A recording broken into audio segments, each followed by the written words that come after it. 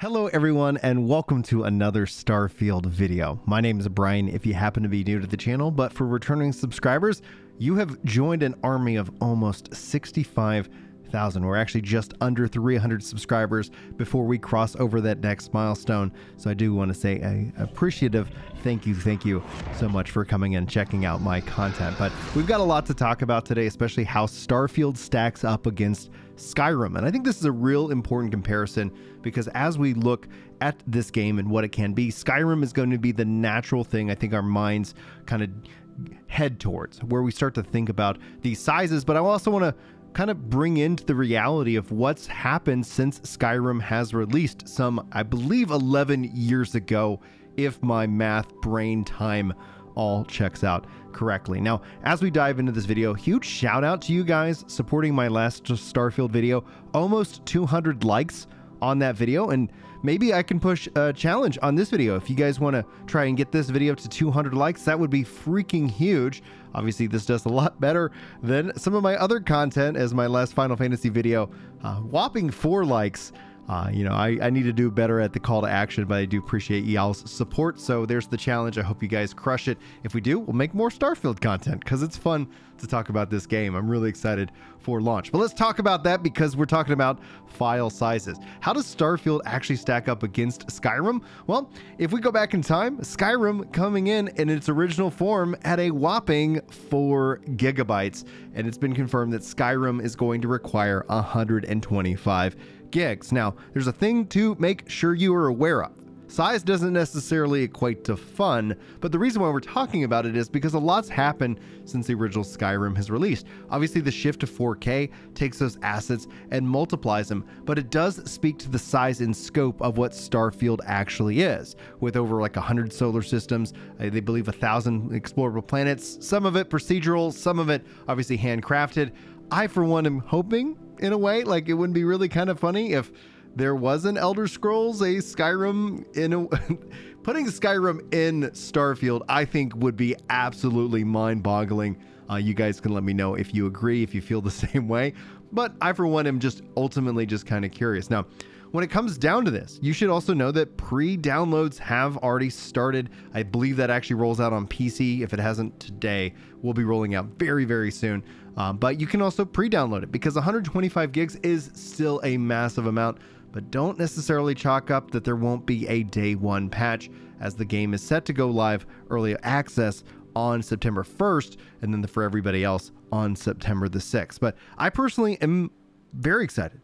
From the art assets alone, from everything that they've shown us off alone, it truly seems like a spectacular experience that I'm excited about being a part of day one. Not to try and overhype it, because you should always necessarily don't put your hope in a game's launch for your sense of well-being, but essentially it's fun to be excited. It's really such a great time to be a gamer that I couldn't be more thrilled to be able to go hands-on with Skyrim here in just a few weeks. That's the reality we're talking about. But I want to bring up Mr. Ledge27 sounding off on the last video, saying Bethesda and Microsoft are handling the promotion of this game very nonchalantly, which makes me know that they know that they've got a nuke and they'll find a way to, on the gaming world, find a way to drop it on the gaming world.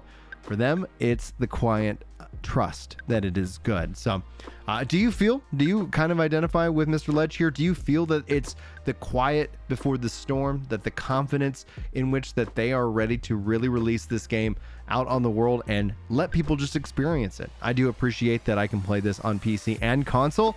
And that's something that I will be doing. So I've got it pre-downloaded on the X, and I will be downloading it as soon as I can here on my main PC, and hoping that it also runs on GeForce Now. I'm a big supporter of GeForce Now as a platform. It really makes my gaming experiences so much more accessible for my busy lifestyle, and for the fact that my kids like to throw expensive technology or pour drinks in expensive technology. So shout out to all my fellow dads out there in the world. Now, that's what I wanted to talk about. 4 gigs versus 125 gigs, a clear winner in Starfield just in size alone. But remember, size doesn't equal fun. The real question that I'm going to be looking to have answered come release is, are exploring these planets actually fun? Is it fun to have that sense of scale and scope in a game, or is it just fun to think that we want to have that sense of scale and scope in a video game? Time will tell, but we've seen positive moves, especially with games that have inspired this game, like No Man's Sky, for example. Despite its launch, they continue to invest and support it. It speaks volumes. And that's the other thing that we should talk about as a final thought on this video. The support for Fallout 76, I think, speaks volumes. Did the game launch in a bad state? Absolutely. Did the team continue to work on it? And now I'm starting to hear even more and more positive vibes about the game. Yes, I think that should be commended, but at the same time, still personally hoping Starfield launches as with little issues as possible. It's a Bethesda game.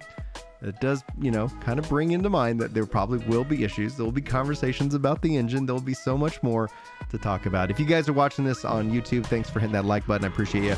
If you're watching this on Twitter, be sure to hit that retweet button, as it's a great way of helping out the content. Follow over there as well if you like these in your feed, along with the other content that I like to make.